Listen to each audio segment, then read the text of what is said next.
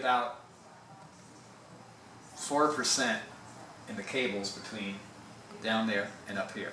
When it's been in the time of year when they've been balls against the walls and good temperature-wise outside and good solar, and I've measured the voltage drop, measured it at the panel down here and down below there, and I know that I'm losing, losing a little bit through the cable. But it's a good thing they're 240 volt inverters. Yeah. So that cuts your losses way down. Oh yeah. I mean it really is. There are a couple of things that are really interesting about microinverters. I'm sold on microinverters myself. But this is a live thing, and right now it's generating 5.8 kilowatts, and I'm using 9.66. I mean, this will vary, but I can look at it. You can look at it. This is what I've used today. This is what I've generated today as far as the totals go, and this is the net. This is something else I bought, which is called the Energy Detective. Oh. It's tied into the panel down below, and it also works through the wiring. I had some problems using X10 and everything with this, but I overcame them. This gives me the real history ever since I put the program in here and started it. So it is very interesting, and you can do load graphing and everything. This is what's being put out right now. This is what I'm using, and this is the net at this very moment. Okay. But it is, and you can do things. You can set up load profiles so you can tell, like, if an air conditioner starts and you identify that. I don't need that shit. I just want to know what's working. Okay. But I can also monitoring that same thing through this remote, which I spent too much money on. But month to date, monthly projections, voltages on the two sensors, kilowatt hours today. This is a portable unit that that's you great. can play games with. Yeah. And I know you want to see what makes it work. So you don't store any. You don't have batteries and this stuff. Is grid tied. No, you got. It's a real-time system. Here's my perspective. This is a grid tied system. Okay. APS is my battery. I have a battery that costs me nothing. Yeah. It's 100% efficient, and there's absolutely no maintenance. Yeah. And absolutely no maintenance. For every kilowatt I pump into their grid, I can get 1 kilowatt back. I can't beat that. And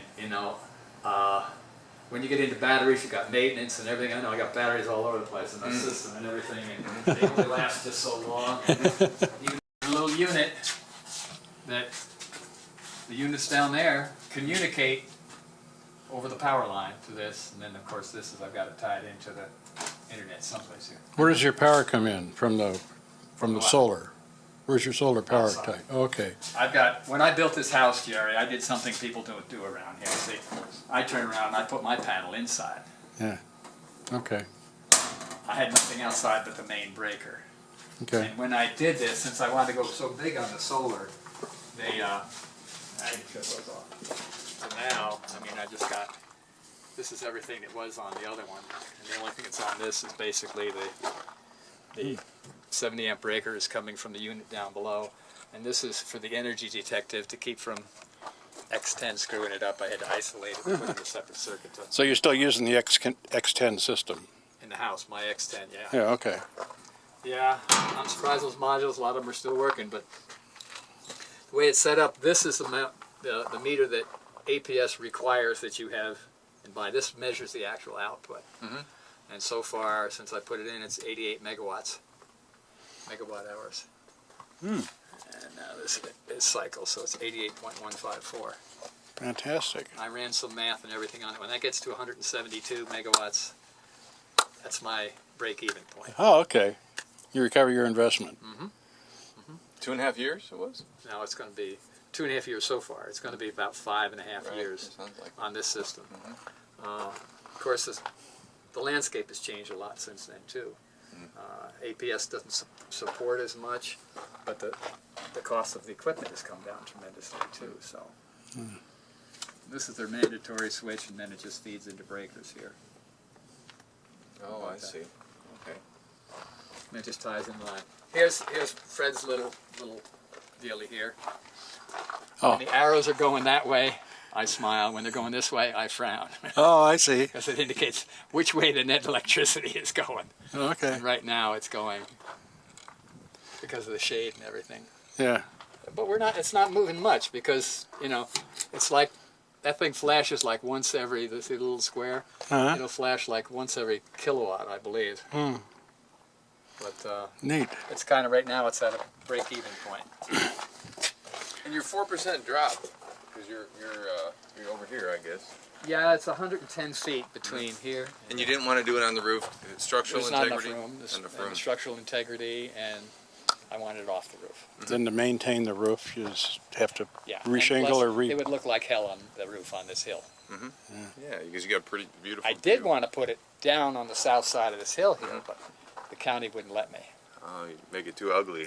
I'm in a hillside building ordinance area. Oh, I see. Yeah. As Like- it is, had to you're hire an fancy. engineer to find out, and he find out an area where the slope was less than 15%.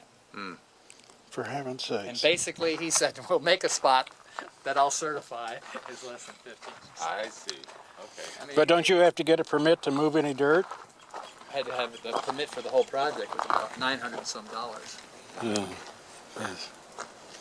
And while I was at it, I had to lay in, because my well was down there, I laid in, and the trench was open, I laid in an extra 1-inch PVC for the water line.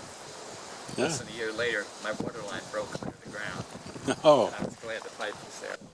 Well, they say, you know, you can put a generator, and my thought is, these things are nothing but big-ass 60 hertz amplifiers.